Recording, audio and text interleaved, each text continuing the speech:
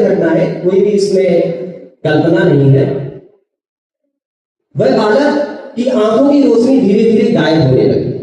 हर बीतते दिन के साथ दुनिया का उजाला धुंधला पड़ता जा रहा था और समय आ गया, एक दिन डॉक्टर ने भी उससे कह दिया कि बेटा अब इसका कोई इलाज नहीं है। जरा सोचिए उस बालक की मना स्थिति क्या होगी।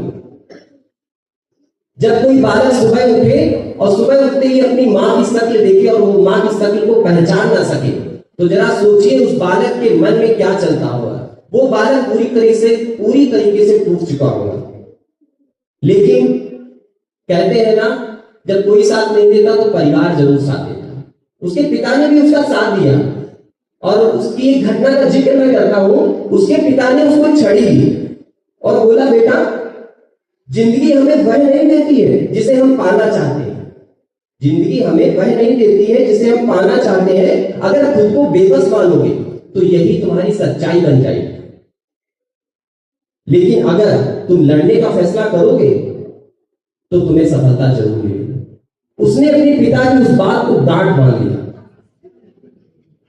और ऐसे ही वो आत्मविश्वास से भरा बालक, जिसकी दृष्टि बाधित हो चुकी थी, वो बालक देख नहीं सकता था, लेकिन उसने अपनी मन के चक्षु से जिन चीजों को हासिल किया ना, आपको आश्चर्य होगा। एक बार खेल में वो चट्टान पर चढ़ता है। वो अंधा बालक जिसकी 13 साल की उम्र में आंखों की रोशनी पूरी तरीके से जा चुकी होती, वह चट्टान पर चढ़ने की कोशिश करता है। तो उसे महसूस होता है कि मैं भी अपने इन आंखों से, अपने इस अंधी आंखों से मैं भी उस ऊंचाई को देख सकता हूं। और उसने वहीं से प्रण किया कि मुझे जीवन में हार नहीं माननी है। आपको और भी सुनकर आश्चर्य होगा कि एक छोटा सा बालक जिसने चट्टान पर चढ़कर यह आत्मविश्वास हासिल किया था कि वो एक ऊंची से ऊंची चोटियों को फतेह करेगा, उसने वर्ष 2001 में उसने दुनिया का सबसे ऊंचा पर्वत माउंट एवरेस्ट, जिसकी ऊंचाई आपको पता होगी 8,848.86, उस ऊंचाई को उसने वर्ष 2001 में हासिल किया और दुनिया का पहला दृष्टिहीन पर्वतारोही बना। उसने साबित कर दिया कि अगर मन में दृढ़ संकल्प हो तो कोई भी चोटी फतेह की जा सकती है। ये तो एक छोटी सी बात हुई। उसका क्रम यूं ही नहीं रुका।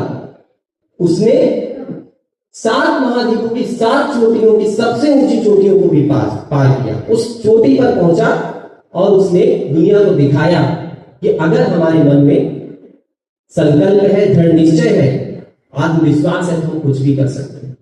तो मैं इस कहानी से आपको यही बताना चाहता हूं, कभी भी मन में हार मत मानिए, क्योंकि अगर आपने मन में हार मानी तो आप कुछ नहीं कर सकते।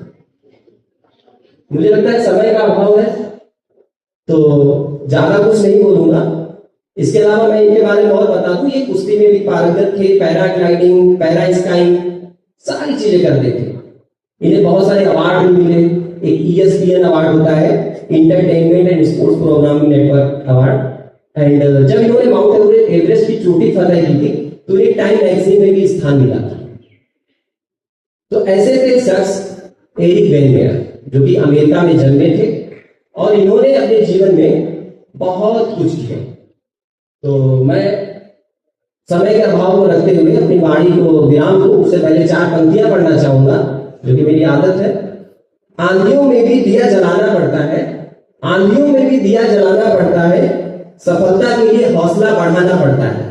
आंधियों में भी दिया जलाना पड़ता है, सफलता के लिए हौसला बढ़ाना पड़ता है। यूं ही नहीं मिलती मंजिल किसी को, यूं ही नहीं मिलती मंजिल किसी को, उसके लिए जमीन से आसमान तक जाना पड़ता है। जय हिंद, जय भारत।